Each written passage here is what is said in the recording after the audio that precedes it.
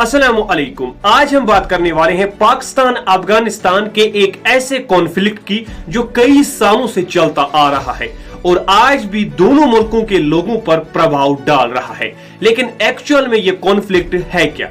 आज की इस वीडियो में इस कॉन्फ्लिक्ट को अच्छी तरह से समझते हैं, वो भी आसान लफ्जों में। तो चलिए शुरू करते हैं आज की इस वीडियो।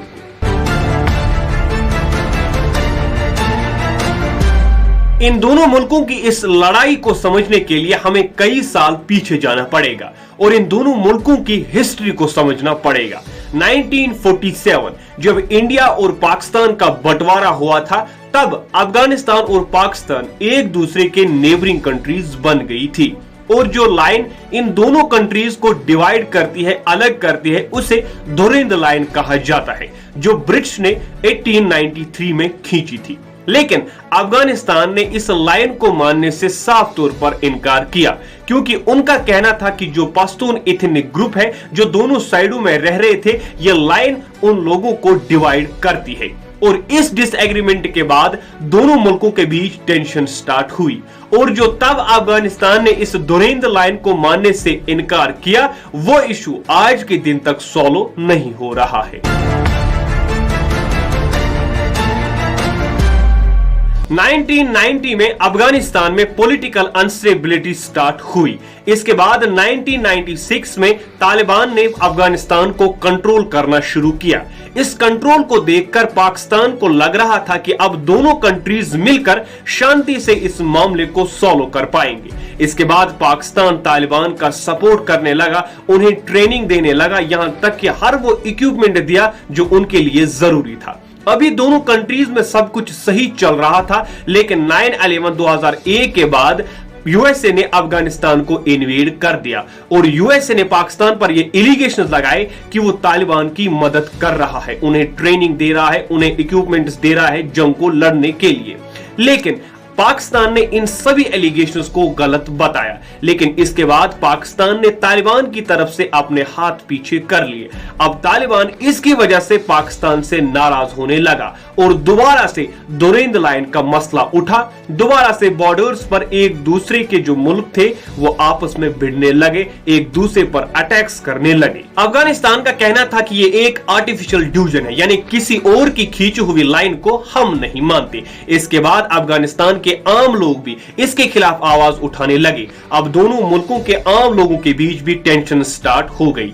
इस कॉन्फ्लिक्ट की वजह से दोनों मुल्कों में मिलिटेंट ग्रुप्स राइज होने लगे, जैसे पाकिस्तान में टीटीपी। अब दोनों कंट्रीज अपने अपने मुल्क में टेररिज्म के खिलाफ लड़ने लगे। लेकिन इसी दौरान यूएसए ने अफगानिस्तान पर अटैक करना शुरू किया। अफगानिस्तान में एक मिलिटेंट ग्रुप है अल कायदा, जिसका लीडर था उसामा बिन लादेन, और यूएसए का मानना था कि 9/11 के हमले का असली मास्टरमाइंड यही उसामा बिन लादेन है और वो उसे किसी भी कीमत पर पकड़ना चाहते थे, जिसके लिए उन्होंने तालिबान के साथ बात भी की। लेकिन तालिबान ने उसामा बिन लादेन को यूएसए के हवाले करने से साफ इनकार कर दिया।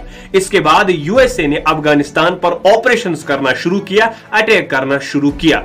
अब पाकिस्तान के साथ साथ अफगानिस्तान का यूएसए के साथ भी कॉन्फ्लिक्ट स्टार्ट हुआ, जो 2021 तक चला।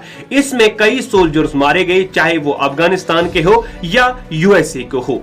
और इस ऑपरेशन के दौरान यूएसए को लग रहा था कि पाकिस्तान अब भी अफगानिस्तान की मदद कर रहा है और अफगानिस्तान को लग रहा था कि पाकिस्तान यूएसए के सपोर्ट में है, जिसकी वजह से इन दोनों मुल्कों की दुश्मनी और भी ज्यादा बढ़ने लगी। 2021 में जैसे ही यूएसए ने अफगानिस्तान में ऑपरेशंस को बंद किया, अपने सोल्जर्स को अफगानिस्तान से निकाला, तालिबान एक बार फिर से पावर में आ गई। उन्होंने अफगानिस्तान को कंट्रोल करना स्टार्ट किया। इस कंट्रोल के चलते पाकिस्तान को फ्यूचर में दिक्कत होने वाली थी, क्योंकि अब एक बार फिर से धुरंधर लाइन के चलते अफगानिस्तान पाकिस्तान पर बॉर्डर पर हमला करने लगा। अब दोनों कंट्रीज के सोल्जर्स आपस में अटैक्स करने लगे। इन अटैक्स को रोकने के लिए पाकिस्तान की मिलिट्री ने कई बार फेंसिंग भी की, लेकिन इस फेंसिंग ने इस कॉन्फ्लिक्ट को और भी ज्यादा बढ़ावा दिया और भी ज्यादा अटैक्स होने लगे। लेकिन ऐसा नहीं है कि तालिबान ने कभी भी इस मामले को सुलझाने की कोशिश न की हो, बल्कि बल्कि कई बार पाकिस्तान और अफगानिस्तान के बड़े बड़े लीडर्स ने इस पर बातचीत भी की है। लेकिन दोनों मुल्कों की सोच अलग अलग है। जहां पाकिस्तान इस दुरेंद लाइन को मानने से इनकार नहीं कर रहा है, वही अफगानिस्तान इससे साफ इनकार कर रहा है। वो इस लाइन से बिल्कुल भी खुश नहीं है और ये मामला वहीं का वहीं रहता था। और इस कॉन्फ्लिक्ट की वजह से दोनों मुल्कों के आम लोग तब भी परेशानियों का सामना कर रहे थे और आज भी उन्हें परेशानियों का सामना करना पड़ रहा है और हजारों लोग रोज बॉर्डर्स पर वायलेंस का सामना कर रहे हैं। इस कॉन्फ्लिक्ट की वजह से दोनों मुल्कों के आम लोग जो है उन्हें गरीबी का सामना करना पड़ रहा है। दोनों मुल्कों का कल्चर हो, हिस्टोरिकल बैकग्राउंड हो और कहीं ना कहीं रिलीजन भी सेम है। अगर वो चाहे तो वो इस कॉन्फ्लिक्ट को खत्म भी कर सकते हैं। आज की जो सिचुएशन पाकिस्तान में चल रही है उसकी वजह है 25 दिसंबर 2024। इस दिन पाकिस्तान ने अफगानिस्तान पर एक एयर स्ट्राइक की जिसमें 40 से ज्यादा लोग मारे गए। इसके जवाब में अफगानिस्तान ने पाकिस्तान पर हमला कर दिया, जिसमें अफगानिस्तान का कहना है कि उन्होंने पाकिस्तानी मिलिट्री के 19 ट्रूप्स को खत्म कर दिया है। पाकिस्तान की इसी एयर स्ट्राइक की वजह से आज ये कॉन्फ्लिक्ट हद से ज्यादा बढ़ चुका है। पाकिस्तान का टीटीपी यानी कि तहरीक-ए-तालिबान पाकिस्तान ने पाकिस्तान में 2024 में इतने टेरर अटैक्स किए हैं कि पाकिस्तान के 1600 से ज्यादा सिविलियंस और कई सोल्जर्स मारे गए हैं। 2024 में पाकिस्तान में 400 से ज्यादा टेरर अटैक्स हुए, जिसमें 7 जानें रोज गई है। इन अटैक्स में ज्यादातर अटैक्स खैबर पख्तूनख्वा में हुए हैं और इसके जवाब में पाकिस्तानी मिलिट्री ने कई ऑपरेशंस लॉन्च किए हैं, जिनमें उनका कहना है कि उन्होंने 800 से ज्यादा मिलिटेंट्स को खत्म किया है और उनके 300 सोल्जर्स जख्मी हुए हैं। इन अटैक्स का ज्यादातर इंपैक्ट आम लोगों पर हो रहा है और मिलिट्री के लिए दिन ब दिन चैलेंज बढ़ते जा रहे हैं। आगे क्या होगा ये तो हम नहीं कह सकते, लेकिन इन दोनों कंट्रीज के अमन और सुकून के लिए दुआ जरूर कर सकते हैं। बाकी आपका इस कॉन्फ्लिक्ट के बारे में क्या कहना है हमें कमेंट बॉक्स में जरूर बताइए और अगर आप ऐसी किसी कॉन्फ्लिक्ट पर वीडियो चाहते हैं वो भी बताइए। इसके साथ साथ अगर आपको हमारी वीडियो पसंद आई हो तो हमारे इस वीडियो को लाइक कीजिए और चैनल को सब्सक्राइब कीजिए ताकि हमारे आने वाली जो भी वीडियो है वो आप तक पहुंचे सबसे पहले। तो अगले वीडियो तक के लिए खुदा हाफिज।